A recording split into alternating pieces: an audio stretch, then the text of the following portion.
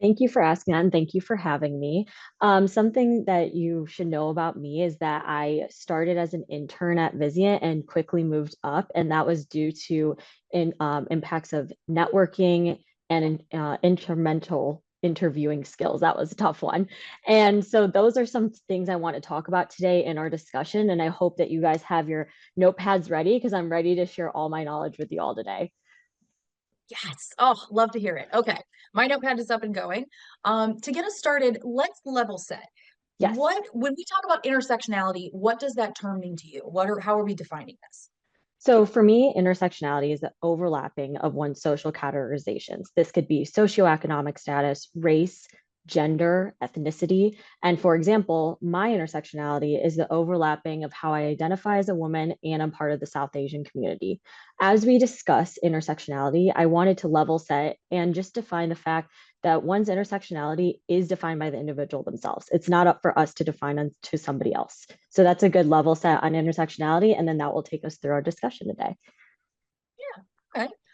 So for your intersecting identities, how have those shaped your professional journey? Absolutely. So for me, intersectionality has strengthened, but also challenged my experience in the workplace. I'll start with some of the challenges. One example that comes to mind is the model minority myth. And that is a stereotype that often surfaces as people who see my name and recognize my background. And at times they assume that I can possess certain skills or talents solely just based on my experience rather than understanding my capabilities. And so while some might see this as a positive experience, it actually erases my individuality and places unrealistic and limited expectations on me. So one of the biggest lessons I've learned to deal with this and the model minority myth as a whole is the importance of finding my voice and advocating for who I am beyond assumptions. I had to be intentional about expressing my true skills and interests and showing that I'm both creative but also analytical, which is something a lot of people assume when they see me, and ensure that I'm recognized for my actual contributions and not just the perceived one. Also, the concept of the model minority myth generalizes groups of all Asian identities under one umbrella and it ignores the deep diversity within the Asian community. So, in professional settings, this can lead to overlooking cultural nuances and understanding the diverse perspective that each individual brings. Now, on the flip Mhm. side, for how it strengthens me, despite those challenges, my intersectionality is a large strength because it gives me a unique perspective. I found myself allowing to navigate different spaces with adaptability and cultural awareness. You briefly talked about my nonprofit sector. That came twofold in terms of my intersectionality. I was able to relate to the patients that I was seeing. And I was able to build a strong sense of empathy because of my intersectionality. It's driven me to create like spaces where individuality is celebrated through leadership. So, yeah. I love that. And I think you're right. I mean, it is one of those situations where I don't think people realize that they're othering or that they're erasing as much as they are. And Yes. granted, let's be real. A lot of this othering and erasing comes from white spaces. So Absolutely. if you are similarly lack of melanin and confused about this conversation, that's cool. Sit, hmm stay, listen, because we need you in the room. Um, let's can you think of a time when, I'm sure you can, when your identity was a strength or a challenge within whatever space you were currently occupying? Yeah, absolutely. So that definitely came into play when I was a consultant in construction. So for context for you all, started as an intern, moved into my space as a consultant into construction. And in that space, I had to it had its own challenges. So when you're in construction, I work with subcontractors, I work with general contractors, I work with project managers, most of whom are men, older men of different backgrounds. And so early on in those meetings and calls, I felt like I was often spoken down to and questioned in the way that my male counterparts were not. And at the time, I found this very frustrating, granted intimidating, but over time I learned how to navigate these interactions with confidence. So some of the key lessons I took away from those experiences is practicing what I wanted to say ahead of time so I could speak clearly with confidence, and then owning my expertise. I didn't need to prove that I belonged in the room. I already did. I had the seat at the table. That's all I need to do. Just remember that in yourself. You already have the seat at the table. There's no need to prove it to others. And so adjusting my communication style was also necessary to ensure that I was heard and respected as well. I want to highlight something that you just said is like reminding yourself that you belong there.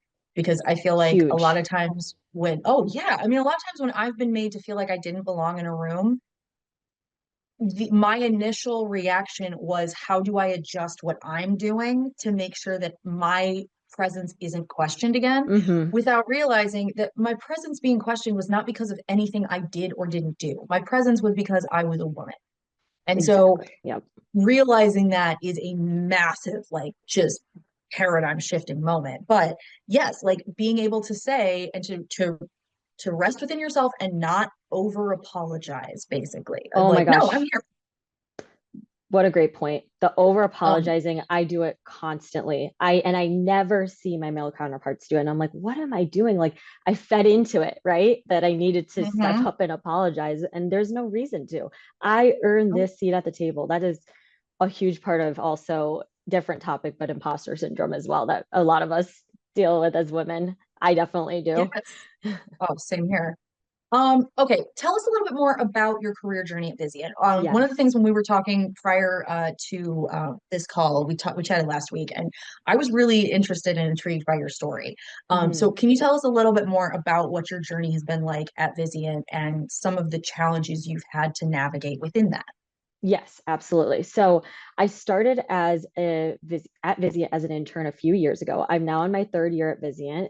As you all have seen, I'm a consultant now. But during my internship, I was on the capital equipment team as a sourcing intern. So again, I was just a college student trying to grasp at anything, right? I would take whatever I could get. So I was like, okay, sourcing, interesting. I knew about Vizient ahead of time, and I was actually more intrigued by the culture and then trying to get in whatever way I can and then grow within it. So I supported the equipment planning team and many other departments doing like side projects during that time. But that internship was very, very monumental for me. And I'm going to give everyone a little bit of a backstory on why that was and something that I learned from that internship as well. So, for context, I was born and raised in Chicago, Illinois. The internship was in Dallas. So, I've never moved out of my hometown. That was a big shift for me. And I had to live there and then go into a corporate setting office 3 times a week. That was a huge step for me. So at the time, I was faced with either choosing that internship at Vizient or a full time position. And some might think, well, why would I choose an internship over job stability? Well, I actually saw more long term opportunity at Vizient and I truly wanted to grow within that company. So I might have taken a non traditional path, but I found that it actually changed my career for the better. And here's some lessons learned as you asked about being an intern and making the most of an opportunity is networking. I definitely wanted to discuss this today because I found it was crucial.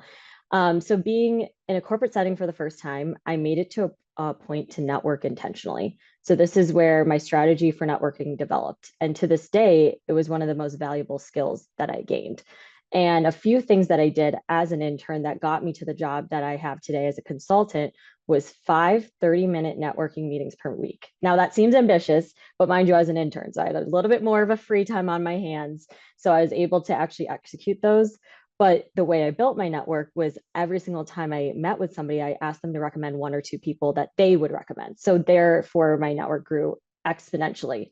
And yes, Tip, hot tip. Listen to that one. Oh my yeah. God, I wish I'd thought of this years ago. That's excellent. It's life changing because guess what? They ended up saying, "Oh, let me introduce you to my mentor," which I'm like, "Okay, golden buzzer right there. Gonna head your way."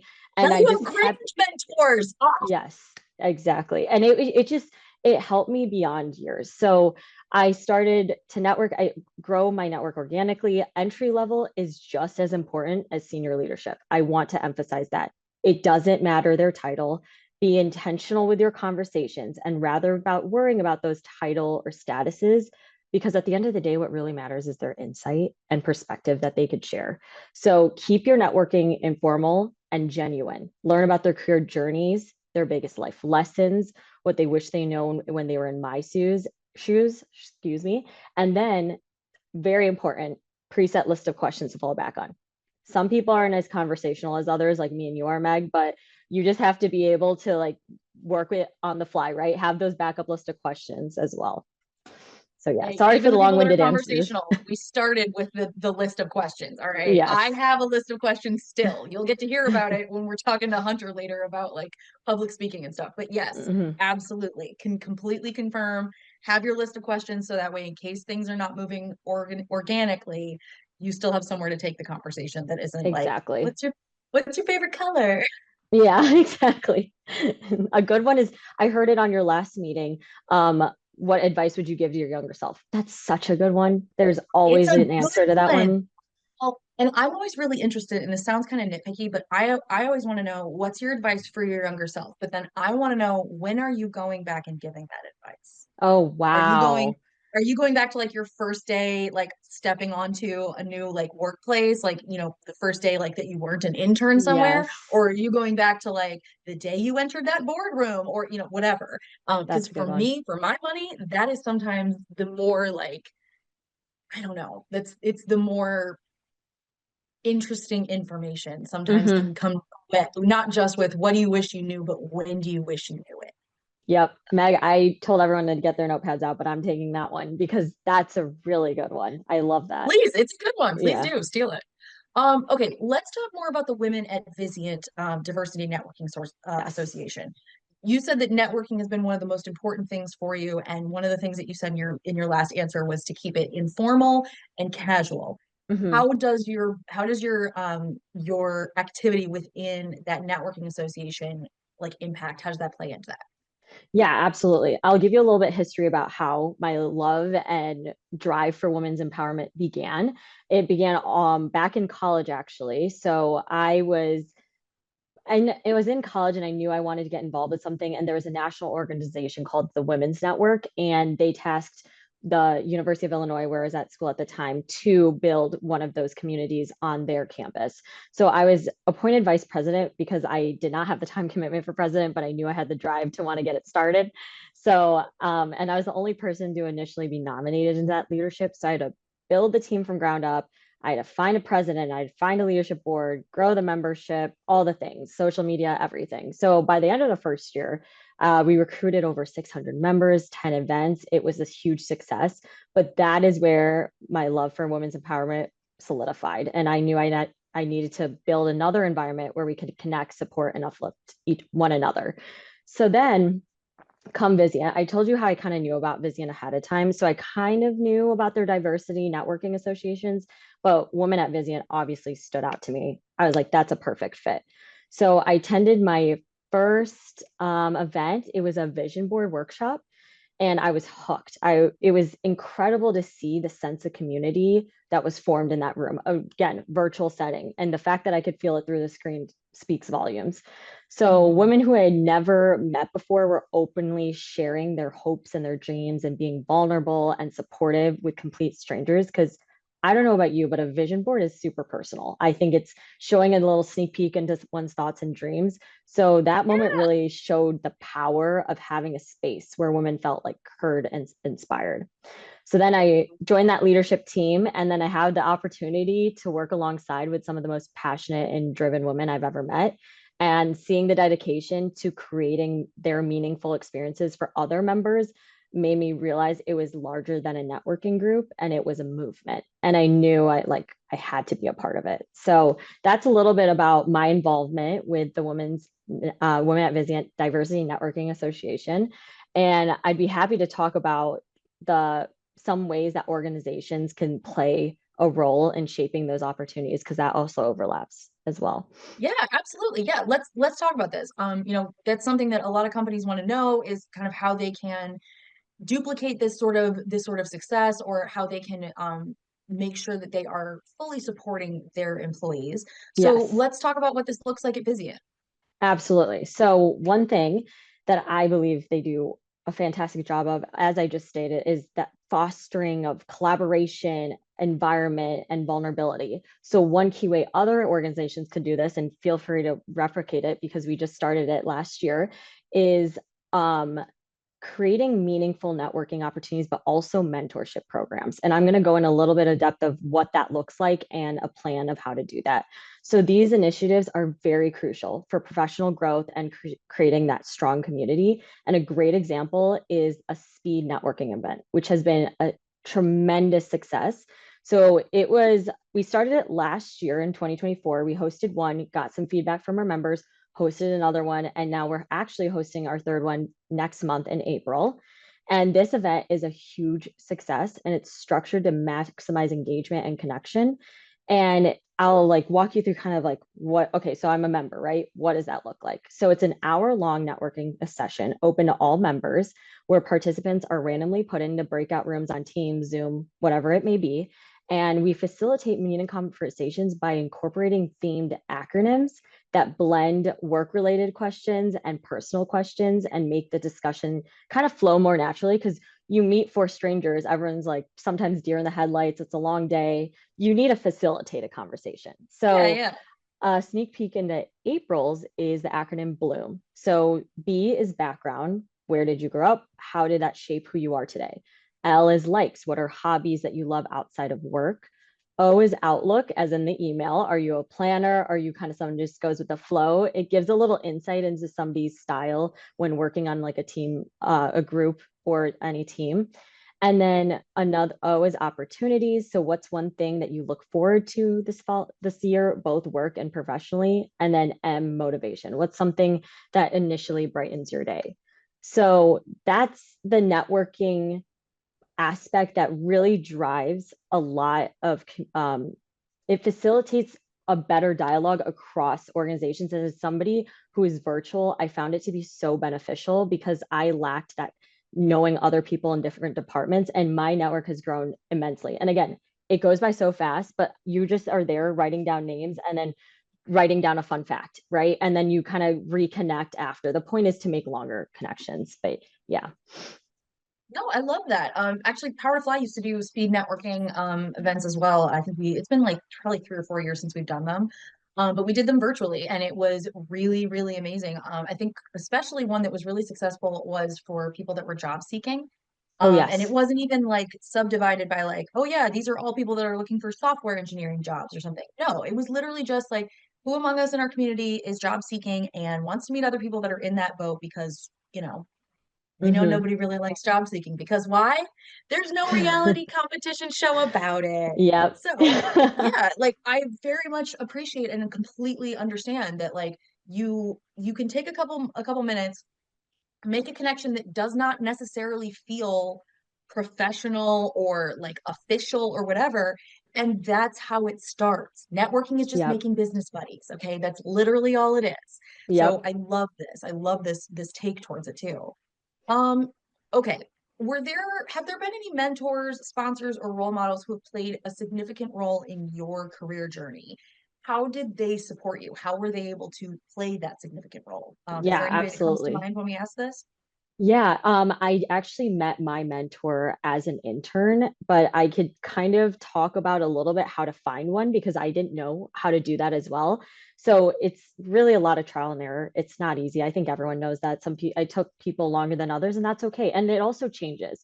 But some factors that I considered when finding a mentor was experience, personality, obviously time commitment. Do they have enough time to even meet with me once a month is so important, and their dedication to my career growth. And I was fortunate to find that during the internship, but it was organic. And so my mentor, she had a lot of traits that I admired. So I took initiative to just grab lunch, right?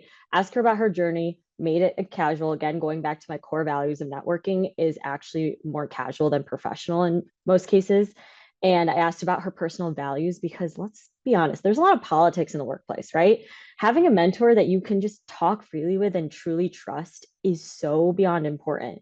And a great mentor isn't just somebody with like the right experience, it's somebody who helps you navigate challenges that you could bring the problem to them and they'll work through a solution with you and they'll build your confidence as well. So those are some key characteristics for sure. So you asked like what lessons did I take home? And I'm sorry, but we're going back to the networking because that's my groove, right? But something that I wanted to share with all of you that she taught me is don't network with people who are 20, 30 years ahead of you. network with those that are 1 or 2 years. What position are they in 1 or 2 years from now that you want to obtain to, and get that work plan, get the step-by-step action, follow in their footsteps. It's okay to, everyone does it. It's kind of intimidating sometimes, but that advice completely shifted my mindset and how I approach it.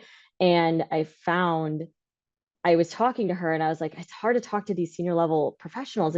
And I was so worried about saying the wrong thing, wasting their time. I never actually absorbed the knowledge that they were sharing with me because I was just sweating through my shirt because I was like, oh my gosh, this is so intense of an interaction.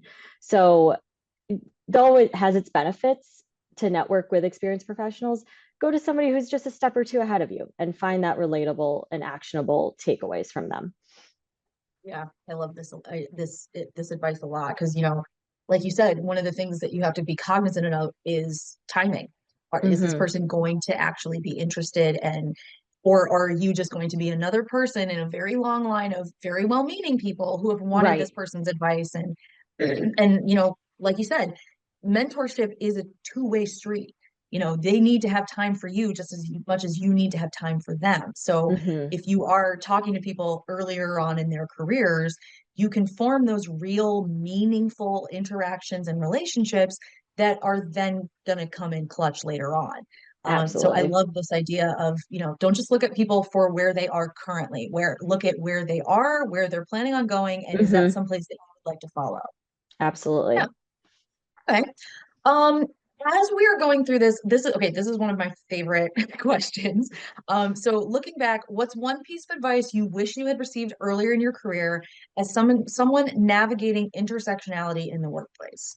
Absolutely. So I'm going to give you two because why not? More the merrier. One is something that I had to learn personally, and others, an old boss gave me this advice. So one is give yourself grace. It sounds simple. It's the hardest lesson I've ever had to learn. And like many people, I'm my own harshest critic and analyzing everything I do. I'll probably even analyze this conversation tomorrow for all I know and overthink it. But then I have to repeat to It's myself, my job. yeah. Exactly, you get it.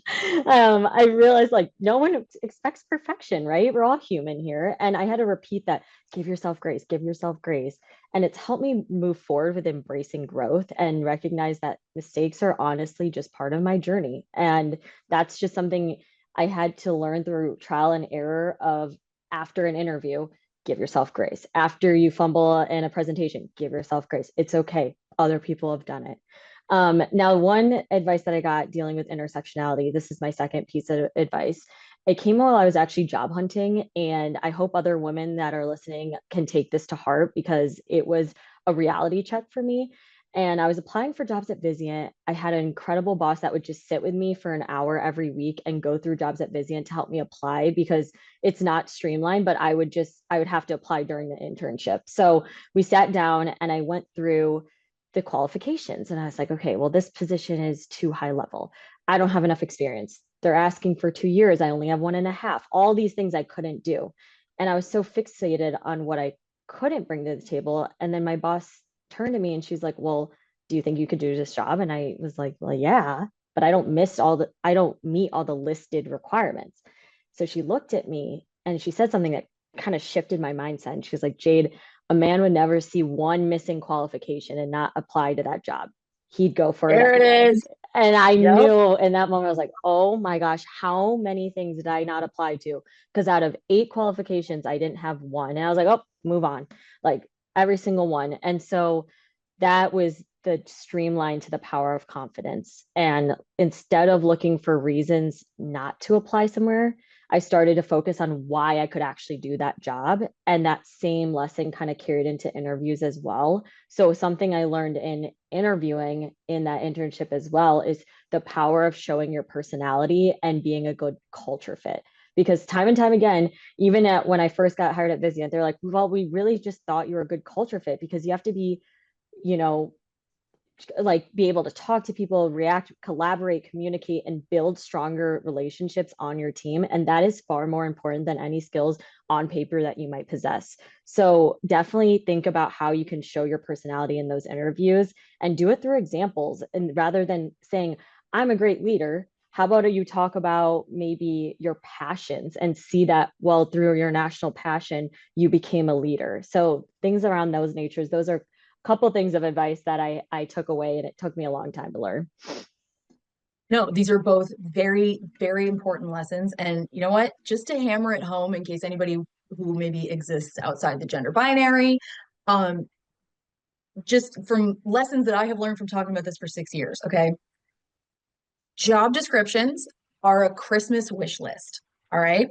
Now think about every Christmas wish list you've ever actually written down. You were probably single digits or littler, but you didn't expect to get every single thing on that list, right? You really, really wanted it, but you knew you probably weren't going to get the pony. You probably weren't going to get the helicopter. You probably weren't going to get your own room that your sister didn't ever get to come inside, but maybe you get a cool CD or maybe you get whatever. So as y'all are reading over job descriptions and you're reading over requirements and stuff that those are listed, just remember you're reading a wish list, okay? You're reading the perfect description of the perfect applicant that also won't need to be paid any money, lives on water and sunshine, and also just wants to live at work all of the time, right? So just keep that in mind, y'all. Go for it because you Love it. absolutely should. And that is a wish list at best. So that's all I got for you. You All changed right. my So perspective right there. The Christmas wish list. That was such a good little note it, to take. Yeah. hey, I'm telling you, I am full of all kinds of great things that people have said in my presence.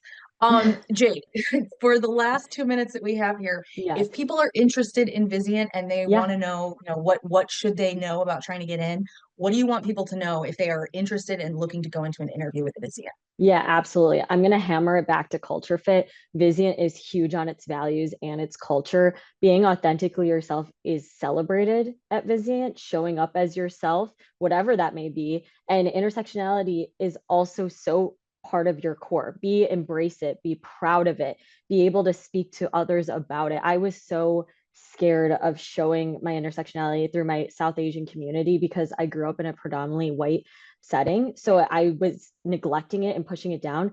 I was proud of it when I interviewed. I was like, this is a part of me. This is who I am. And this is something that you'll see through my work. And sure enough, that spoke volumes to them. So showing your personality and showing your passions. Also, my passion about women's empowerment was something that I heard twofold after I got the job. They're like, we saw that you could contribute to Vizient beyond just the job role, because the woman at Vizient leadership role that I have is something I volunteer to do and I love doing it. So they knew that I was going to help the company beyond just my role and those qualifications.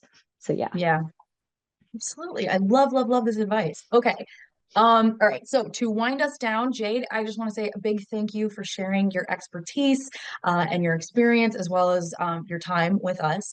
This has been absolutely wonderful. If people only remember one thing from today's session, what do you want that one thing to be? Oh, it's got to be give yourself grace. That one I wish I learned earlier. It's an easy, short, and sweet one that it stays in your head and it kind of goes with the groove. So I really appreciate you and thank you so much for having me on this panel. I appreciate it. Jade, this was lovely. Thank you. Thank you. All right. Bye.